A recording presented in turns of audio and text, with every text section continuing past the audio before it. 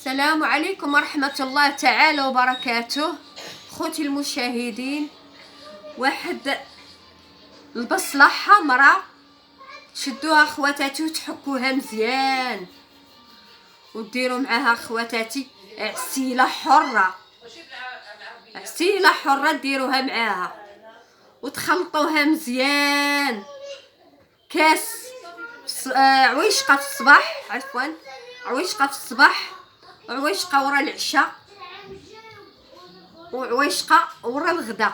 3 المرات. الكحبة ما تبقاش، والله الكحبة ما تبقى. الله يرحم الوالدين الى هاد الوصفه راه ديال الكحبه.